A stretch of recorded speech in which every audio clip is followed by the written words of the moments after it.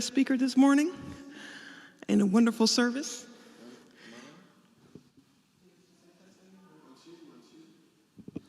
Maybe not quite yet. Okay. Well, that's why we have a wonderful AV team. I'm getting a head shake. No, not yet. So that's why we have a wonderful AV team to get those things worked out. Oh, there's some thumbs up. Okay. And we have a good mic here.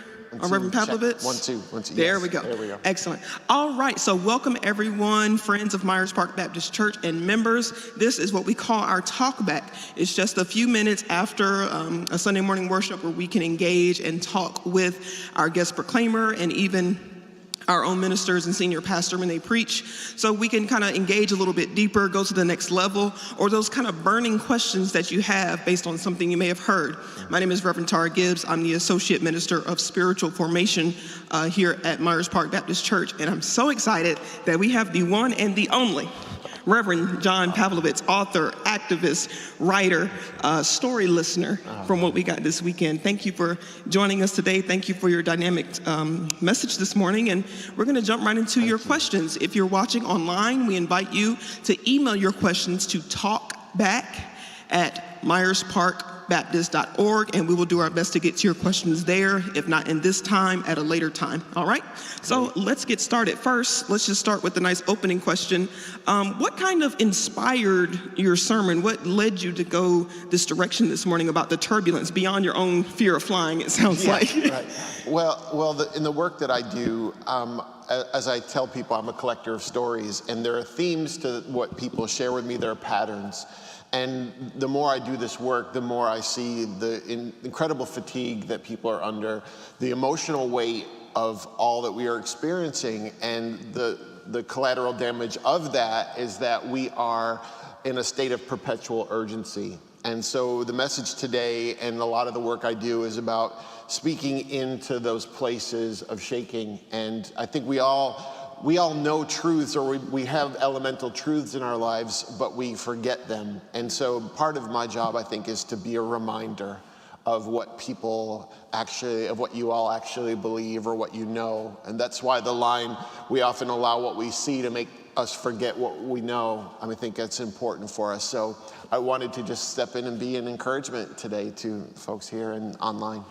And thank you. I think it really was an encouraging message. I heard in there too, I might be paraphrasing a little bit based on what I've heard in the church, but it was something along the lines, you have to remember who you are and whose you are. That's right. As a person of faith. Whatever faith you subscribe to, you have to keep, that's what faith is. It's not a fact necessarily. You have to lean on that faith, what you believe, what you know deep down. So yeah, it's really easy to profess our faith in songs and prayers when things are going smoothly, or when we are maybe even in the bubble of a room like this, but it's once we step out these doors and reality hits us again, can we hold on to what we know when we leave these places? So I think that's huge for us all. Great.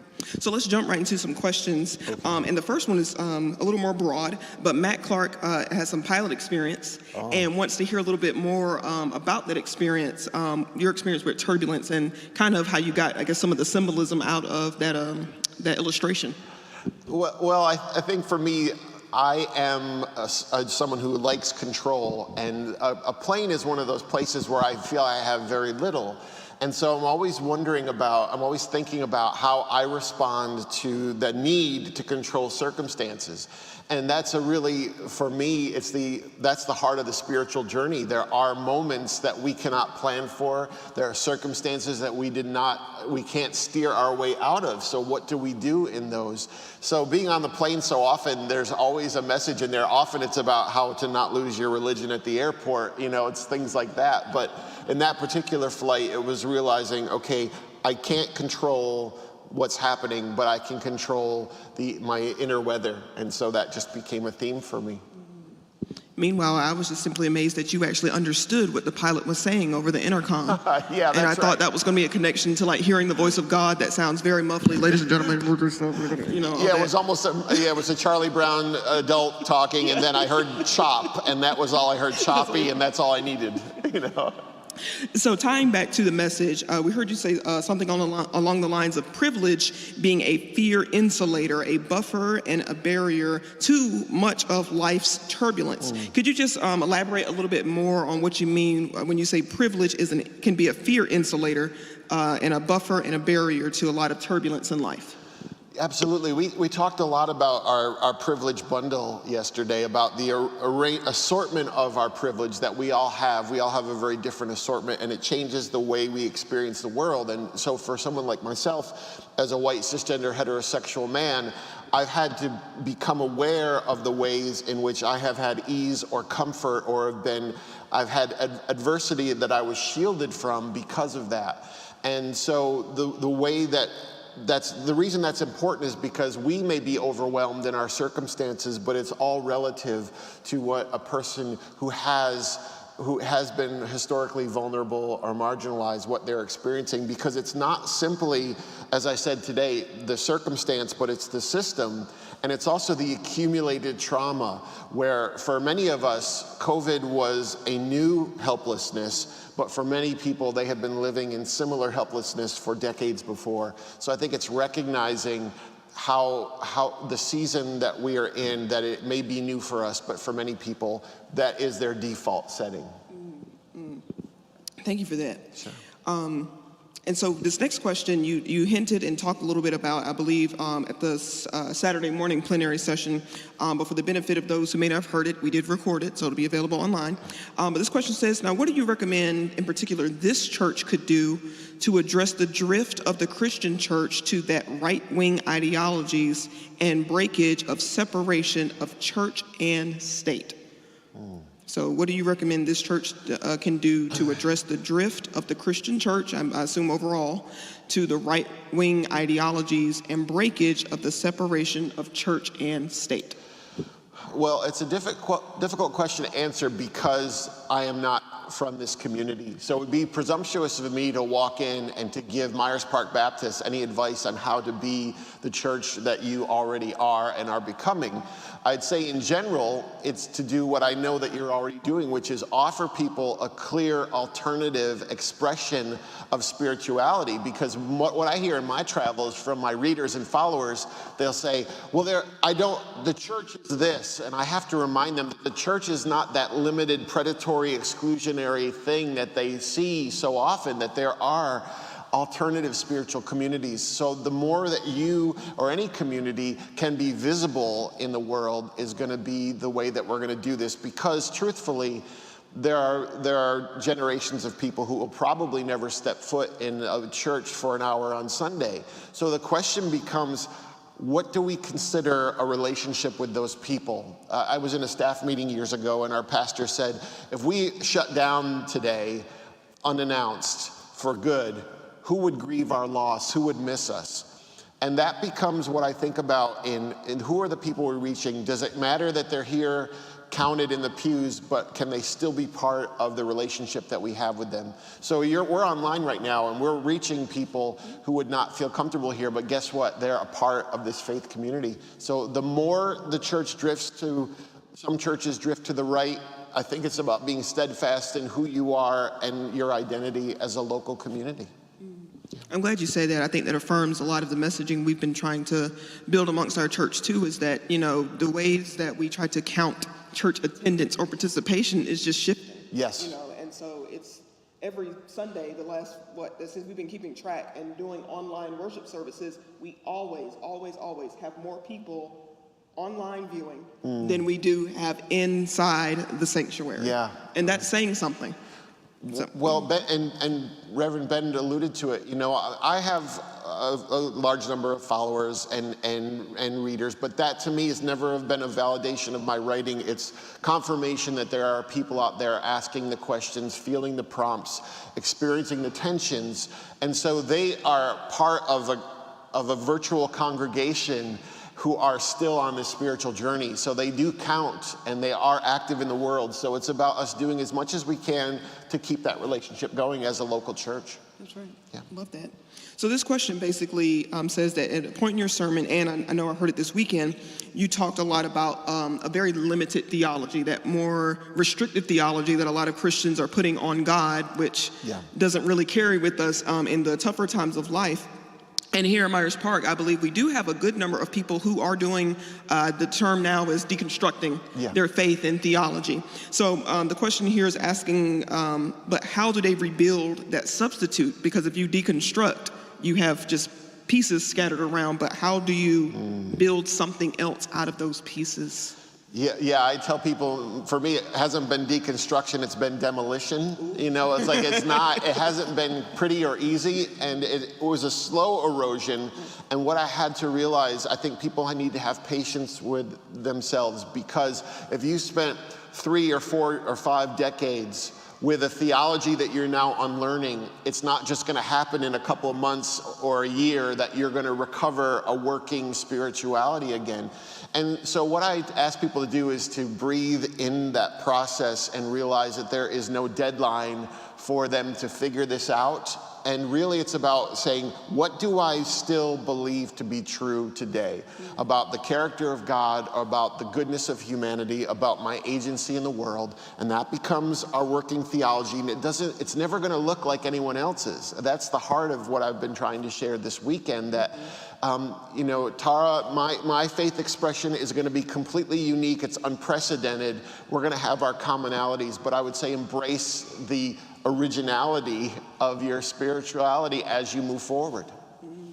It reminds me of what some theologians and scholars use that term, embedded or inherited faith. So what you hear from your church growing up, what you kind of learn from grandma and them in your family and in school, and then life happens, and then you have to do a deliberative faith where you know, I always say that just life happens. Then you have to start wondering, will this faith idea or theology carry me through this particular point in my life? Sometimes the answer is yes, sometimes it's no, sometimes it's maybe. It just needs a little bit of tweaking. So I love that we're having these conversations about a deliberative faith and a very intentional faith system.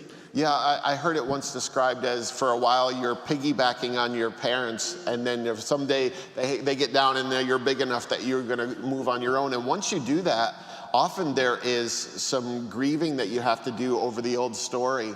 I think for me that was been the difficult part is I am a product of my story, and yet there are parts of it I needed to discard and parts of it I wanted to hold on to, and deciding that can be really traumatic, because these are the deepest beliefs that we hold. There's so much that comes with it. So I think it's that trusting in yourself that if God is God, I'll figure this out. And I don't know about other people if they have a chance to read some of your books yet, or even some of your blogs. I'm always appreciative that you always tell that story. You know, you're not one to kind of hide back and just say, I just have it all figured out. That you're very vulnerable and open and share your own story of how you got to where you are today. Well, I think, and even as a local church pastor, it was very difficult for me to do that, because I felt like I had an expectation of having it figured out, that if I was standing up there that I had to proclaim with authority. And there were some days where I wanted to say, hey, I wanted to stop and say, I'm not sure of any of this, but I knew that would be kind of difficult. And so, but the more I do that, the more I hope that communities can give their ministers permission to question, and that we can do the same for the people who are in our congregations, because the truth is, spiritual community should be the place we can be the most authentic version of ourselves, not a partially edited, sanitized version of ourselves. So I love that. I have one more turned in question, so if we'll have a few minutes, I can take a few more questions for our guests. This question basically says, hearing you this weekend, there was a lot of talk about being a peace giver, which is great, but this person says that their issues that they're having a lot is not with the completely, I guess, like the bigoted and very strong right-wing conservative kind of Christians or evangelical Christians. It's with those who are addicted to the status quo and see peace as just going along with what is for the sake of peace. And what I heard in your sermon was about being a turbulence bringer sometimes. So maybe I think the question they're getting at is, how do you deal with that reluctance to be the turbulence bringer when it's necessary? I hope I'm interpreting that correctly. Well, I think in that question, there's the truth that it's so much easier when there are clear adversaries that we have, but when it's the people we see as our family or our allies that we often have difficulty being confrontational. And the truth is, my greatest impatience as a writer or minister or speaker are people who I know should know better. People who have been raised in a culture of Christianity and yet who understand the reality of privilege or systemic racism and yet don't want to take on the friction of entering the fray. And so they'll wait and hope that it passes. And that the truth is, the idea of being the arc benders, that humanity is not, the moral arc is not just going to bend on its own. We have to facilitate that. And that's a place where we have to have hard questions and have difficult conversations with people who we love. And so that's what we do. It's what we're called to do. Yeah, it seems like a lot of times we unwisely believe that progress is inevitable, that it's just going to happen, because that's how history is sort of trended in a way. However, but it does take people doing the labor, the work. This question really reminds me of Dr. King in general, the letter from a Birmingham jail. His issue wasn't the complete racists, the ones who were just out there being anti everything he stood for. He took issue in that letter with the moderates, the ones who said, well, you're making a little too much noise. And do you have to complain like that? Yeah, and I in doing travel, and as I travel and say I'm a collector of stories, and there's a pattern to what people often share with me. And they rarely share things like, I wish you were less loud, I wish you were less bold, I wish you were less confrontational. What vulnerable, marginalized, hurting people usually say is, why are so many progressive Christians so silent? Why is the only expression I see of religion coming from one group of people, and where are the people who are more moderate in their beliefs? And the truth is, we often conflate tension with a lack of love, but the truth is we can be completely loving, and yet that love drives us precisely into that shaking. Yeah. Wow. Okay, that's all the questions I had in advance, but we do have a few more moments if someone in the audience has another question they'd like to raise. I see Karen Taylor first, so let's go there, and then Mac, you'll be second. Well, first of all, yesterday was wonderful, so anybody that can watch it online. Is that mic on? Let me see. No worries. Okay, is that on? I don't think so. I just think it just needs to be turned on. That's our apologies. We just want to make sure we all get to hear the question. Okay. Okay, there we go. Yeah, okay. Thanks. Yesterday was wonderful, so anyone that wasn't able to make it, I would encourage you to listen. And so I wanted you to go back to something that I thought a lot of folks yesterday resonated with when you were talking to us about the turbulent times we're in, whether it be faith, whether it be culture, whether it be politics, and how divisive everything was. And you talked about fear, and then you said, sometimes grief manifests itself in anger. And the reason that you sense this anger on both sides is that people are grieving. So talk to us a little more about what people are grieving for and how that might help us see them in a more compassionate way. Sure, Karen. We talked about the reality that we see people and we immediately assume the worst. We assume that we're seeing unmerited rage, that we're just seeing anger or someone who's hateful. But often, we are all, as we live, we all experience loss. So some people are experiencing the loss of their idea of America or their idea of country or church. And some people are grieving someone who they've lost, a relationship. Or some people are grieving their physical health deteriorating, or whatever it could be. It's being mindful of the fact that to live here is to lose, and that the way I expressed it was there are 8 billion funerals happening right now because we have all lost something. And if we can be sensitive to that, we can see people as people who are decent human beings who have experienced and are experiencing trauma. And if we can somehow be at least mindful of that, I think it's going to soften our hearts toward people. Even if they're grieving, even if their grief story is not based in reality, Someone said to me, what is a Trump supporter grieving the loss of? And I said, well, they're grieving the loss of their perceived security, or they're grieving the loss of whatever they believed America used to be, even though that might not be based in truth. It's still a narrative that affects their hearts. And so it's being mindful of that universal grief. So if I'm hearing you correctly, even if the story they're telling themselves is not real, but the grief itself can still be very real. That's right. The effect on them is that they're going to be in mourning. So we do our best, as we talked about false stories yesterday, to give them an accurate story. But I think it's being mindful of the fact that I don't need to have it the truth. It's still going to affect me deeply. Yeah. And then Mac had a question, I think, as well too. Again. When my daughter was young, she experienced depression, but how it was demonstrated was anger. And I could not figure where this anger was coming from until we went to the professionals and realized that she was clinically depressed. For me, that was a teachable moment. Yeah. That depression exhibits through a lot of anger that we see, that I see in our community today. And I think, as you said earlier, the anger comes that we've experienced change so fast. You know, in my extended family, we would never talk about gay, lesbian, LGBTQ. We would never talk about that. But we have one of my family members that has a gay man that's a nephew. And I see that has turned their world upside down because they don't know what to do with it. Yeah. You know, and I think they experience depression and therefore anger comes out. So I think we're just exposed to so much change in such a short amount of time that it's thrown a lot of us into depression. So. Yes, and for someone like myself who has mental health struggles, it's exacerbated because normally when you're dealing with depression, you don't need objective data to make you feel a certain way, but now we also have objective data that there are difficult things happening. And I would say real quickly about grief is that normal grief is you lose someone one time and you spend your whole life processing that one loss. It's in one event. This is a recurring grief. We get up every day and there's something else to mourn over, whether it's a shooting or it's immigration or it's, choice. So we never get time to really hold the grief and process it in a healthy, normal way. So we're just constantly, perpetually grieving, and that's part of the story here. John, excuse me, I'm Matt Clark.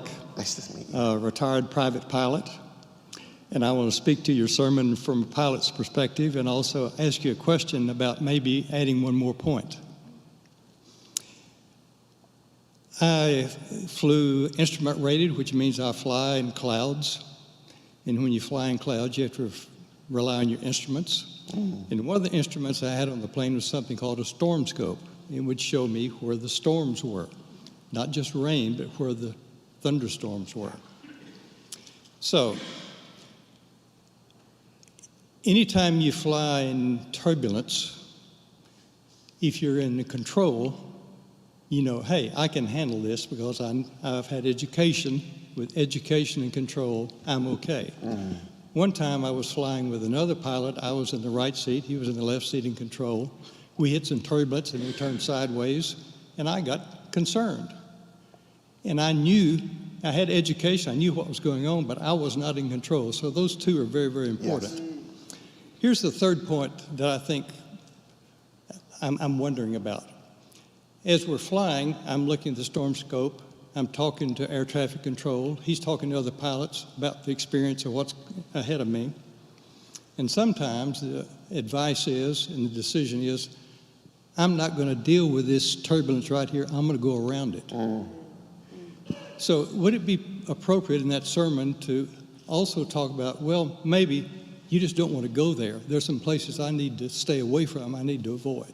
Yeah. Is that legitimate? It's a great illustration. I think it would depend on someone's circumstances. So yes, if we're thinking about turbulence that I asked you to step into and you're thinking, I need to confront this person, or I need to engage in this difficult conversation, maybe the wisdom is I don't enter there in the way that I normally would. But the other side of that is when we talk about being a vulnerable, oppressed person or a member of a marginalized community, the option is not there to go around the turbulence. It is simply something that the person has to go through. So I think it works both ways. I'll steal one of those methods for my next message. Excellent. Did we have another question? Any other questions in our audience today? Well, we have time for just one more thing, and I was wondering if you would hint or just kind of come back to something you talked about both times this weekend in our Saturday sessions, and I'm thinking about turbulence in particular, a lot about the news, media, social media, and how that can affect us. So I'd like to close on that. Could you just give us and share with this audience some of the wisdom you shared with us before about that engaging and disengaging? Yeah, we talked a lot over the past couple of days about engaging and withdrawing, and that there is this responsibility to do both of these things, that we engage, we learn, we do the work, we participate, but then we also we retreat to silence and solitude and prayer so that we recalibrate. But in social media specifically, we talked about the idea that it's good to be on social media because you can find your tribe of affinity there. You can be informed about what's happening in ways we couldn't when we were younger, and you can actually perpetuate goodness through your platform that you have. But then I warn people then to get off social media from time to time, because what it does at its worst is it artificially inflates the bad news. So you see some bad news, you share it, someone likes it, they reshare it, and you can begin to have this truth that needs to be addressed, but it can become larger than it is, and you can develop an irrational fear as opposed to a fear that is based in reality. And one of those is going to make you frantic, and the other one is going to allow you to be rational and to deal with it. So social media is because we're all here because of social media, many of us. I wouldn't do the work I do without it, and yet I'm cognizant of the fact that it is easily manipulatable or manipulated by us. Yeah. Well, we're just so grateful you took time out of your busy schedule to be with us this weekend. So I have to say, and give you space, is there one final thought you want us to take home from Saturday morning to Saturday evening to this morning's sermon from Talkback, from your time just meditating and being on this campus? What is one last thing you would like for us to know, other than probably buy your book, because we're going to do that too, right? No, well, I think it's been a joy to be with this community, really it has. And I would just say to take seriously the idea of the collateral damage of being human, to realize how difficult it is being in this day that we've never been to, how difficult that is for all of us, and to realize that that's true of the people we love and the people we like and the people we agree with and the people we despise. Everyone is trying to figure this out in real time, and so that is where empathy comes for ourselves and for others. Excellent. Thank you so much, Reverend Pavlovitz, for joining us. Why don't you Thank give him another Tara. round of applause? Thank you, guys. Excellent. Appreciate it. Talkback. Thank you. Peace at home. Thank you. Thank you to you and you for everyone who made this weekend as special and as great and meaningful as it was. Again, you can check out some of these things recorded on our new website, as well as our YouTube and Facebook pages. And we thank you, and we hope to see you next time. Have a blessed day. Thank you.